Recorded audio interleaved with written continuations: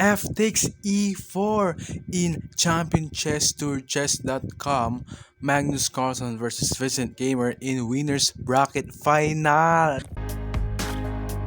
Hello, my fellow chessers.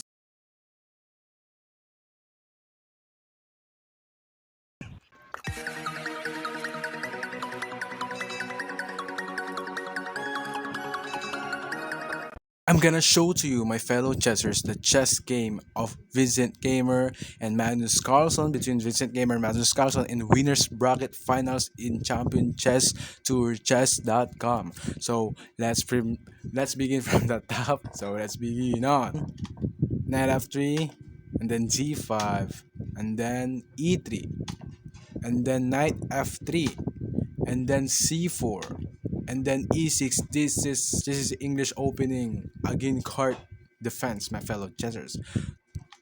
Knight c3, and then d takes c4, and then bishop takes c4, and then a6, e4, and then c5, d4, and then c takes d4, and then knight takes d4, and then bishop d6, and then bishop e3, and then castles kingside, and then rook c1, b5, bishop b3, bishop b7, attacking the pawn on e4, my fellow chessers. At the same time, this we have this, but double attack of black. So let's see. So bishop takes e6, brilliant move of Vincent Keymer, my fellow chessers, sacrificing the bishop. So f takes e6, and then knight takes e6, and then queen e7, knight takes f8, king takes f8, sacrificing the bishop and knight to one rook, my fellow chessers. So let's continue the game on f6, f3, and then knight bd7, knight e2, mistake of Vincent Keymer. The best continuation on this position is castle's queen kingside, castle's kingside. So let's continue on knight e2, knight e5, mistake of Magnus Carlsen. The best continuation on this position is bishop b4 only. Simple check, my fellow chessers. So let's continue the game on knight e5, then castle's kingside, and then rook d8. Ooh, controlling this file, my fellow chessers. So let's continue the game on queen c2, and then rook c8, attacking the queen on c2. So queen b1, and then knight e3, attacking the bishop on e3, obviously. So bishop d4, and then bishop c5, mistake of Magnus Carlsen. The best continuation on this position is rook c king g8, my fellow chessers. That's the best continuation on this position, or rook c7. So let's continue the game on bishop c5, then rook fd1, mistake of Vincent Keymer. The best continuation on this position is what? Queen a1. Ooh. Queen a1. What?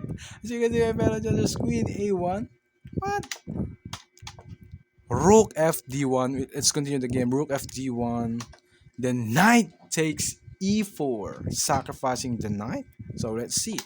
b3. Ooh, why? Why Vincent Keymer didn't take the knight on e4? If it take bishop, f takes e6, f takes e4, then bishop takes e4, attacking the queen on b1. I will slow mo because some people asking me saying that I'm so fast in my analysis.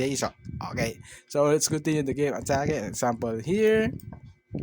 And we have bishop takes g2, sacrificing. Okay, and if it take this, we have queen takes e2, my fellow chessers, as you can see the evaluation bar, no?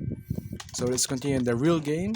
So rook fg1, knight takes e4, and then b3, and then attacking the knight on c4, and then knight e3, attacking the rook on g1, obviously. So f takes e4 is mistake.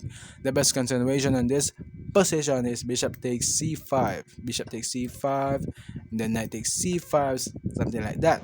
So let's continue the game, the real game. F takes e4, then knight takes d1, and then rook takes d1, and then bishop takes e4 at the same time attacking the queen on b1. So let's continue the game. Queen b1, queen b2, and then bishop b4, and then rook c1 challenging the rook on c file, and then rook e8, knight g3 attacking the bishop on e4, then king g8, and then queen f2, and then bishop g6, h3, bishop d6, and then knight f5 attacking the queen and the bishop at the same time on d6 and e7, the queen on e7. So let's continue the game. Queen g5. What's the idea of queen g5? Attacking the rook on c1 at the same time attacking the knight on f5. So let's continue the game. Rook f1 defending the knight on f5. So let's continue the game on rook f8. Good move by Magnus Carlsen. Queen e3, challenging the queen. Queen takes e3, and then knight takes e3, because if you take this on bishop, we have boom, my fellow chessers. So you can see one piece up of Magnus Carlsen if the bishop takes on e3.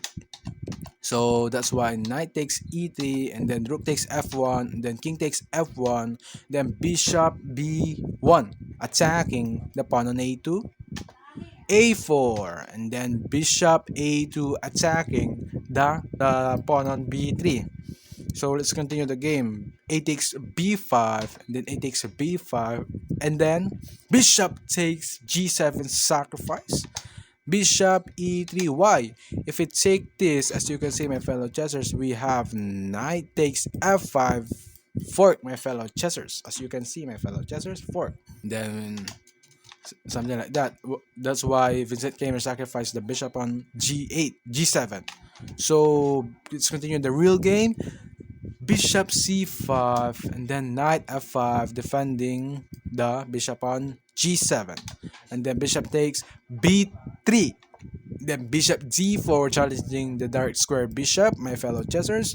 So let's continue the game on bishop f8, and then king f2, king f7, g4, king e6, and then king e3, bishop c2 attacking the knight on f5, knight g7, then king d5. King d5. Bishop b2, b4, knight h4, and then king c4, and then bishop g7. Mistake of Vincent Keymer. The best continuation on this position is king d2, my fellow chessers. So let's continue the game on bishop g7, then bishop takes g7, knight takes g7, king c3, the best move of Magnus Carlsen. Because as you can see, let's continue the game on knight e6, b3, knight c7, and then b2, knight b5 check, my fellow chessers, as you can see, and then king b4, and then Vincent Keymer resigned the game. Why? Because if you continue the game, and as you can see, my fellow chessers, the board, the b1 is unstoppable, my fellow chessers. And as you can see, if you continue the game, knight d6 example, we have b1 queen on b1.